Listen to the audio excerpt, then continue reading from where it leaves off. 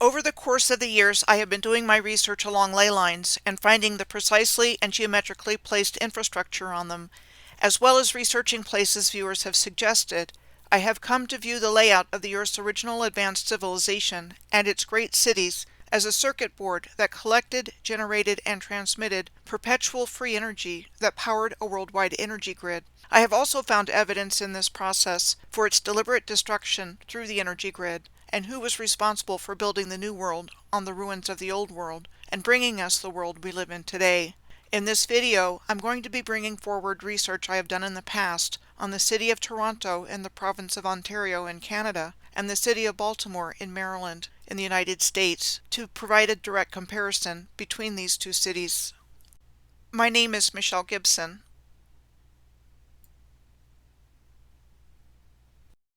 I'm going to begin with the discovery of airports having racetracks in angular relationships short distances away. I first noticed this when I was doing research on the Shepherd's Bush district of West London based on a viewer's suggestion. In the process of doing that research, I realized I had seen the same angular relationship between London's Heathrow Airport and Shepherd's Bush, where there had been a huge track at one time in White City that had been used for greyhound racing, and in my own field research of the Tampa, Florida neighborhood of Sulphur Springs, where I had noticed that the Tampa International Airport and the Sulphur Springs neighborhood in Tampa, Florida, where there was a greyhound racing track, had the same angular relationship as the one mentioned in London. Shepherd's Bush being 10 miles or 16 kilometers in a straight line from London's Heathrow Airport on the left, and on the right, the Sulphur Springs neighborhood of Tampa in a straight line is 6 miles or 10 kilometers from Tampa International Airport. After I made that initial connection, viewers left other examples of the same kind of relationship between airports and racing tracks, past and present, including but not limited to places like Montreal, Quebec, Canada on the top right, Philadelphia, Pennsylvania on the middle left, Toronto in the middle, Los Angeles, California on the middle right, and Sydney, Australia on the bottom. In addition to airports and racetracks, I also found things like railroad yards, professional sports complexes, starforts, and even amusement parks with the similar characteristics and relationships to each other that I found in different cities around the world. In these Google Earth screenshots, all the lines drawn go through or to professional sports complexes and rail yards in Toronto, Philadelphia, Los Angeles, and Baltimore. Along these lines, I have researched both Toronto and Baltimore in depth, and I'm going to start the comparison of these two cities with Toronto. First, the Woodbine Racetrack is a short distance northeast of the Toronto Pearson International Airport, in a straight line distance of 2.3 miles or 3.7 kilometers. The Woodbine Racetrack has been a thoroughbred horse racing venue at this location since 1956. Similarly, in Australia, the Royal Randwick Racecourse is a short distance of 3.4 miles or 5.5 kilometers northeast of the Sydney International Airport.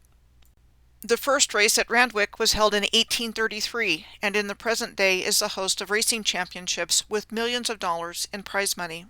The Downsview Airport, further east of the Toronto Pearson International Airport, has a number of tracks close by.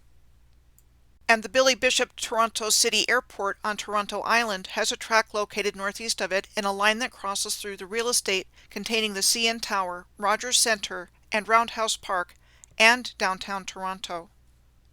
The CN, or Canadian National Tower, is 1,815 feet, or 553 meters high, a communications and observation tower located on what is known as railway lands, a large railway switching yard on the Toronto waterfront, and said to have been completed in 1976.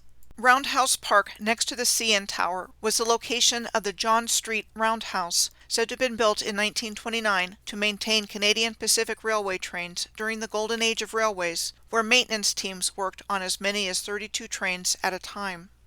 The Roundhouse is the last such building in Toronto and survived the demolition of other railway facilities nearby that took place to make room for the new stadium, the Rogers Centre, which opened in June of 1989. The Rogers Centre is the home of Major League Baseball's Toronto Blue Jays, as well as a large event venue. Fort York is located just a short distance west of this busy spot on Toronto's waterfront and a short distance north of the Billy Bishop Toronto City Airport. What we see at Fort York was said to have been built between 1813 and 1815 to house soldiers of the British Army and Canadian militia, and to defend the entrance of Toronto Harbor, and made of stone-lined earthwork walls and 8 buildings within the walls. The Fort York Armory is interesting and also houses the Queen's York Rangers Museum. It is cut off from the old fort by the expressway, but you can get to the old fort from here between the pair of old stone masonry arches at this entrance. We are told the armory was built with private funds in 1933 and has the largest lattice wood arched roof in Canada. There is some interesting window action going on here at the armory. Most of the front of the armory and the west side of the building appears the same. But at the east end of the building, there is uneven ground and windows at ground level and appears to show a whole floor underneath. We could call that a basement or subfloor, right? Well, but if it was planned this way, it was sure sloppily done, like what is seen here in the front corner with regard to the ground level windows, especially for the building with the stunning perfection shown in the largest lattice wood arched roof in Canada. And literally right around the corner from the Fort York Armory is a triumphal arch and monumental gateway known as the Prince's Gate at Exhibition Place. The Prince's Gate was said to have been constructed out of cement and stone between April and August of 1927, and serves as the eastern gateway of the Canadian National Exhibition, an annual agricultural and provincial fair. Now I'm going to head in the direction of a Toronto neighborhood known as the Beach, or the Beaches. It is considered part of the old city of Toronto. There is a long series of what are called groins, which are jetties on the shoreline around both sides of the R.C. Harris water treatment plant that create and maintain beach and reduce erosion.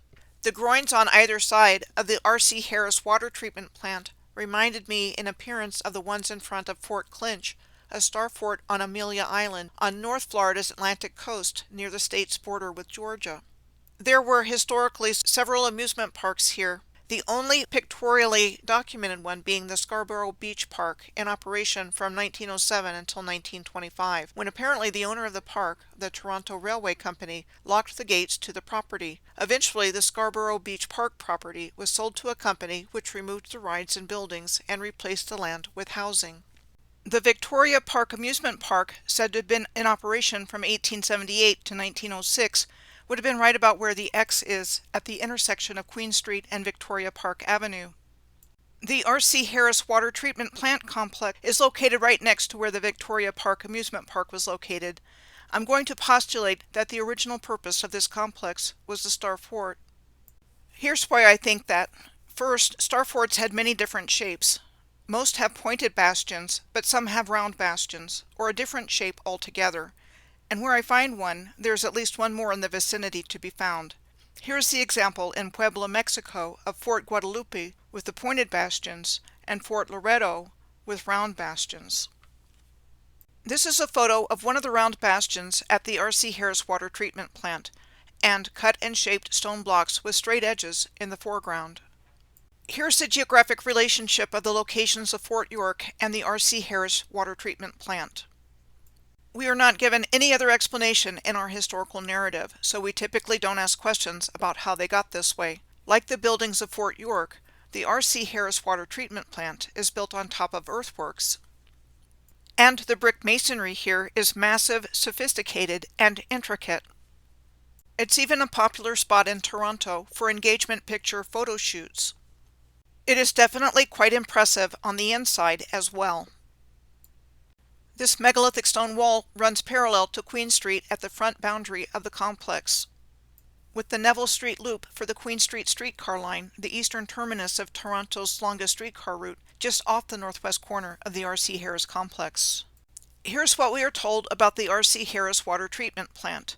Its construction started in 1932, and the building became operational on November 1st of 1941, during World War II and a little over a month before the bombing of Pearl Harbor.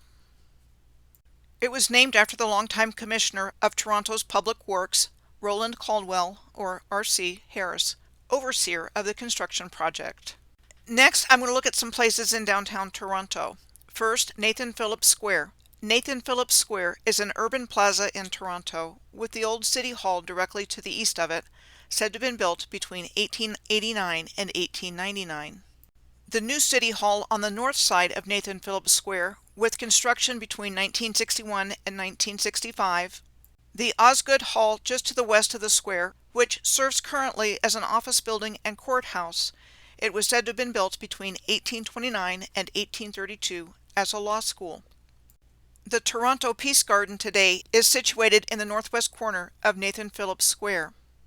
The original Toronto Peace Garden was in front of the new City Hall between 1984 and 2010, at which time it was decommissioned and moved to the west side of Nathan Phillips Square during the massive revitalization of the entire square. The new Toronto Peace Garden was rededicated on May 18th of 2016, 6 years later. This stone structure looks like it has missing archways, pointed out by the blue arrows, old stone masonry blocks, as shown by the purple arrow, and a red arrow is pointing to what looks like old, smaller, megalithic granite stone blocks. Then in the pool of water surrounding the predominantly stone structure appears to be cut rock as shown by the green arrow, and a small magenta arrow is pointing towards what looks like an inch-wide layer of stone tiles over the old cut stone. To provide a comparison of the stonework seen in the Peace Garden structure, I searched for examples of an old masonry wall, old granite masonry wall, and polygonal masonry. One more thing, when I was looking for a good photo of the new Toronto City Hall, I found this one of it being constructed, and the classical-looking Registry of Deeds and Land Titles building sitting right next to it in what appears to be a busy excavation scene of some kind. The old Registry of Deeds and Land Titles building was demolished in 1964 to allow the new City Hall to be completed, and would have been in the general vicinity of the Toronto Peace Garden today. We are told the first Great Toronto Fire occurred in 1849. This is a good place to mention that there have been lots and lots of great fires of blank in our historical narrative, wreaking great destruction in cities the world over. Here is only a partial list from the mid-19th century, as the list of fires truly goes on and on.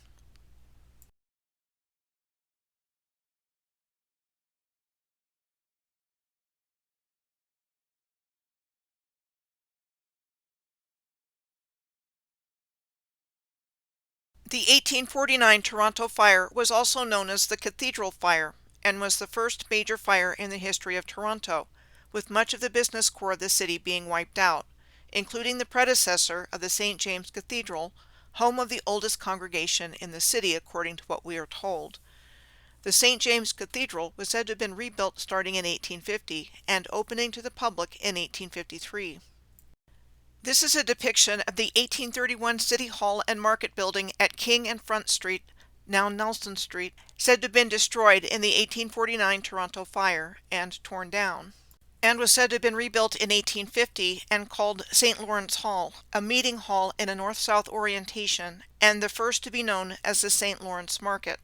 The railways were said to arrive in Toronto in 1850, and street rail lines were said to have been operating from the Yorkville Town Hall in 1861 to the St. Lawrence Market. The main railroad station in Toronto is the Union Station, which was said to have been built starting in 1914, the first year of World War I, and first opened in 1927. We are told the Great Fire of Toronto in 1904 destroyed a large section of downtown Toronto. It was said to have started in a factory on the evening of April 19th, possibly from a faulty heating stove or electrical fire, though the exact cause was unknown, and that it was out by 4:30 a.m. the next morning, but that sporadic fires over the next 2 weeks continued to cause damage. When it was all done, over 100 buildings were destroyed by the fire. Now I'm going to turn my attention to Baltimore, the largest city in the state of Maryland. Starting with the airport, I found school tracks at a similar angular relationship to Baltimore Washington International Airport that I have found in other cities. Also, like what I have found in Toronto and other major cities, the Baltimore professional sports complexes are relatively close to the airport in South Baltimore. Camden Yards was previously a yard for the Baltimore and Ohio Railroad, and was converted in today's Oriole Park for the Baltimore Major League Baseball team, first opening in April of 1992. And the M&T Bank Stadium, the home of the National Football League's Baltimore Ravens, is located next to Oriole Park at Camden Yards, and first opened in September of 1998. There are still rail yards fairly close to this location today. The next three places are located in downtown Baltimore and located close to Oriole Park at Camden Yards. Baltimore's famous landmark, the Bromo-Seltzer Tower, was said to have been designed by local architect Joseph Evans Sperry and erected between 1907 and 1911. Bromo-Seltzer was a brand of antacid invented in Baltimore in 1888 for the relief of pain from things like heartburn, upset stomach, and indigestion. It was originally made from sodium bromide and acetanilide, both of which are toxic, and were later removed from its formulation and replaced with sodium bicarbonate and citric acid, which create effervescence when mixed with water. Like the R.C. Harris water treatment plant in Toronto, the Bromo-Seltzer Tower in Baltimore is also popular for photo shoots. The Hippodrome Theater near the Bromo-Seltzer Tower was said to have been built in 1914 and was the foremost vaudeville house in Baltimore, as well as a movie theater. It was renovated in 2004 and is now part of the Franz Marek Performing Arts Center. The Basilica of the Assumption is a number of blocks northeast of the Hippodrome in downtown Baltimore, and said to be the first Roman Catholic cathedral built in the United States between 1806 and 1821. The architect of the Baltimore Basilica was said to be Benjamin Henry Latrobe, the father of American architecture, and best known for having been given the credit for designing the United States Capitol building. Looking at other places around Baltimore, we find the tidal portion of the Patapsco River forming the Baltimore Harbor, including the Inner Harbor, which is located at the mouth of the Jones Falls, creating the wide and short northwest branch of the Patapsco River. Jones Falls is described as an 18-mile or 29-kilometer major north-south stream that runs from the north through Baltimore City before it empties into the Inner Harbor. This is the Lake Roland Dam in Baltimore County, north of Baltimore City, described as a defunct reservoir since 1915, and said to have been built between 1854 and 1861. Jones Falls flows into and out from Lake Roland.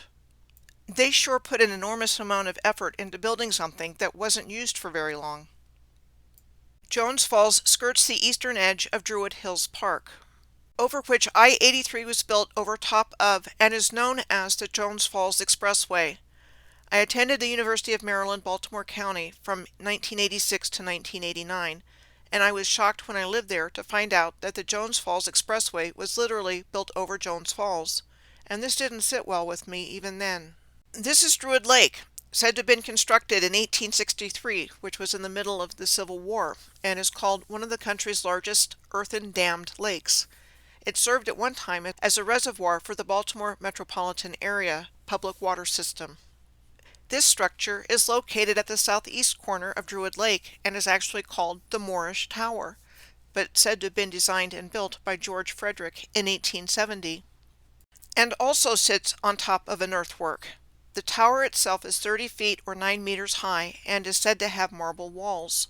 The entrance was sealed at some point in the 1900s, so entry is no longer possible. It has also been referred to as the Baltimore Tower.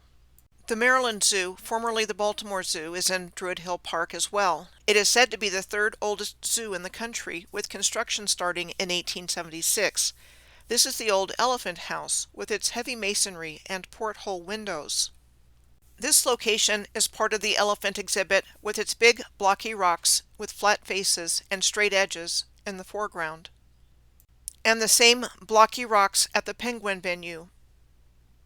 This is a postcard circa 1910 showing the Moorish-looking bandstand at Druid Hill Park with its onion dome, unique arches and columns, which was demolished for some reason in the 1950s. This is the Latrobe Pavilion in Druid Hill Park on the left, with its interesting arches and double columns. Still standing today, it was said to have been built sometime around 1863 or 1864 by the same George Frederick, credited with the Moorish Tower in Druid Hill Park. At one time in history, it was a railroad stop in this location. On the right is the 12th century Sant Pau del Camp cloister in Barcelona, Spain, where the arches are described as reminiscent of the Moorish style, where on some arches there are 3 lobes and on others 5, and double columns too, like the Latrobe Pavilion in Baltimore. Jones Falls also passes close to Baltimore's Pennsylvania Station, originally known as Union Station, called the main transportation hub in Baltimore. This building was said to have been constructed starting in 1910 and first opened in September of 1911 to replace the previous train station, which was demolished in January of 1910. It is described as sitting on an island between two open trenches, one for the Jones Falls Expressway, and on the other side, the tracks of the Northeast Corridor as its westernmost stop. Next, Hawkins Point is the location of the tide station for the Patapsco River. We are told this was an aerial view of Hawkins Point before the Key Bridge construction started in 1972, and after. Fort Carroll is a short distance on the other side of the Key Bridge from Hawkins Point. It is described as an artificial island and abandoned hexagonal sea fort in the middle of the Patapsco River, just south of Baltimore, and said to be named for Charles Carroll of Carrollton, a signer of the Declaration of Independence. More on Charles Carroll in a moment. Here I have compared Fort Carroll on the top left and right with Fort Jefferson, located west of Key West, Florida, now Dry Tortugas State Park, on the bottom left and right. Compare the insides of these forts for similarity with the Fort de la Bastille in Grenoble, France, and the Bazar-e-Sartasari in Kerman, Iran. Fort McHenry, pictured on the left, is the best known fort in Baltimore. The Star-Spangled Banner was said to have been written by Francis Scott Key after he witnessed the bombardment of Fort McHenry during the Battle of Baltimore in 1814, a battle that took place in what is called the War of 1812. Compare the appearance of Fort McHenry with Kastellet in the middle in Copenhagen, Denmark, and with the Castle of Good Hope in Cape Town, South Africa, on the right. Next, the Great Fire of Baltimore of 1904, which was the same year as the Second Great Fire of Toronto. The Great Fire of Baltimore took place over 2 days in February of 1904 and destroyed much of central Baltimore. The Baltimore fire started at the John E. Hurst building in the western part of downtown Baltimore around 11 a.m. on the morning of Sunday, February 7th, and spread quickly. We are told that firefighting tactics included the dynamiting of buildings around the existing buildings to create a fire break, but this technique didn't work, and the fire wasn't brought under control until around 5 p.m. on Monday, February 8th.